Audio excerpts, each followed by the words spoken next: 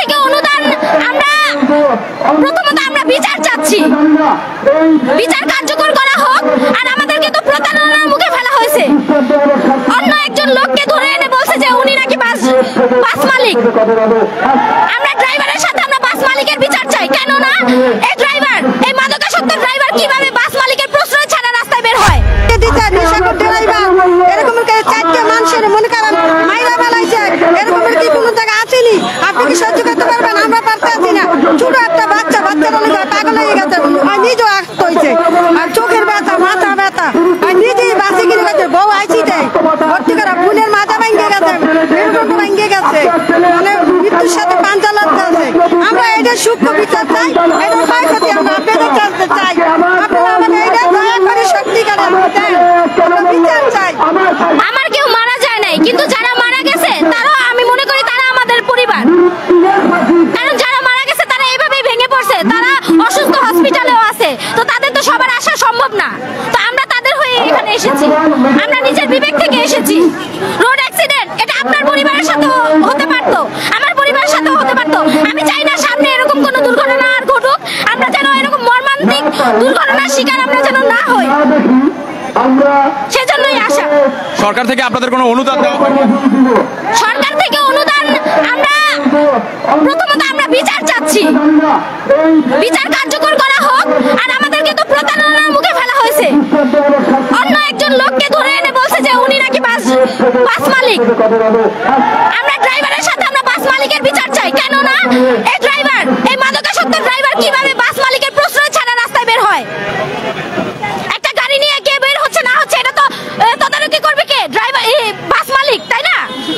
তো আমরা বাস মালিকেরও বিচার চাই। আর আমরা এই ব্যাপারী পরিবহনের মাধ্যমে আমরা বুঝাতে চাচ্ছি যে আরো যত বাস আছে, আরো যত বাস মালিক আছে, ড্রাইভার আছে, তারা যেন সতর্ক হয়ে যায় এবং নেশাগ্রস্ত সমস্ত ড্রাইভারকে যেন উপড়ে ফেলে দেয় এবং সুস্থ স্বাভাবিক মস্তিষ্কের ভালো মানুষ যেন তারা ড্রাইভার হিসেবে নিয়োগ করে। কারণ আমাদের জীবনের মূল্য আমাদের কাছে অনেক বেশি। 80 স্পিডের মতো ছিল, সে আমাকে মেরে চলে গেল। এবং আমি যখন অ্যাক্সিডেন্ট হয়েছি তখন আধা ঘন্টা পর্যন্ত আমার ফ্যামিলি গাড়িতে ছিল। কেন গাড়িতে থাকবে আধা ঘন্টা? কেন তাদেরকে উদ্ধার করা হলো না? যদি উদ্ধার করা হতো তাহলে তো আমার ছেলে বাঁচতে পারতো, আমার বুকটা খালি হতো না। তাকে উদ্ধার করা হয়েছে আধা ঘন্টা পর, কোনো রেকারে আসে নাই। আমার গাড়ির উপরে মানুষ দাঁড়িয়ে তারপর ধাক্কা মেরে তারপর বাসটা সরানো হয়েছে। এতে করে তাদের মাথা আরো বেশি আঘাত খেয়েছে, তখন তারা কোকটাতে মারা গেছে। আজকে আপনারা চুপ আছেন, কালকে চুপ থাকবেন, কতদিন চুপ থাকবেন? হাজার বাপের বুক খালি হয়ে যাবে, হাজার ফ্যামিলি চলে যাবে। আমার কি অধিকার নাই বিচার পাওয়ার? অবশ্যই আমার অধিকার আছে। আমার গাড়ির উপর দিয়ে গাড়ি উঠে দিয়েছে। আমি 3 মাস আগে আমার গাড়ির রাজস্ব কর দিয়েছি 56,000 টাকা। এত টাকা আমি দিয়েছি কেন? আমার ছেলের সন্তানকে আমি সুরক্ষিতভাবে যাতায়াত করার জন্য। পদক্ষেপ না হয় এবং কি আমাকে যদি হসপিটাল এবং থানা থেকে ডেথ সার্টিফিকেট না দেয়, আমি বিশাল মানববন্ধন করব। আমার সাথে সারা দেশের মানুষ আছে। আমি পোস্তগোলা থেকে আমি শুরু করে কুচ্চামারা পর্যন্ত আমি অবরোধ করে আমি কর্মসূচি পালন করব।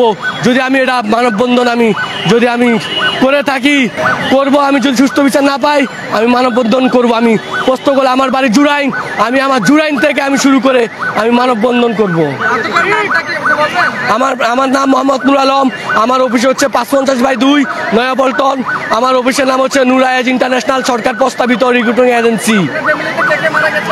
আমার ছোট ছেলে মারা গেছে।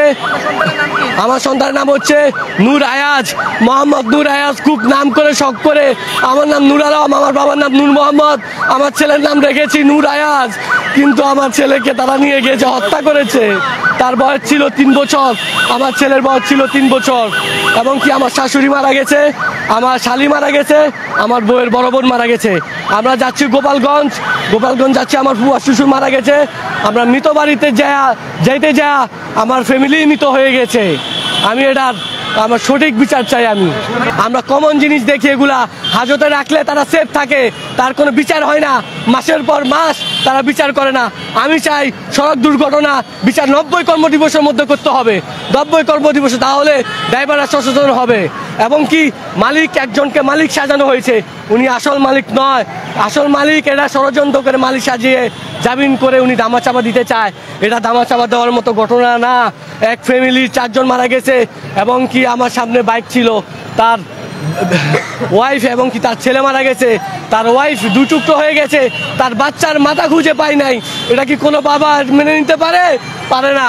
এটা কোনো স্বাভাবিক মানুষ মেনে নিতে পারে না। সর্বশেষ দাবি কি আপনার? আমাদের সর্বশেষ দাবি ওই ড্রাইভারের ফাঁসি দিতে হবে এবং কি ওই ব্যানারের মূল মালিককে গ্রেফতার করতে হবে এবং মালিকের ছেলে তাকে অনুমতি দিয়েছে যে গাড়ি বের করার জন্য, গাড়ি ব্রেক ফেল, তারপরে সে অনুমতি দিয়েছে।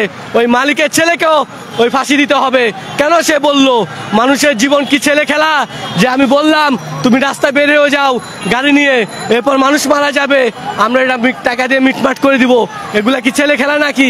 এগুলা হবে না, এগুলা দিতে দেওয়া যাবে না।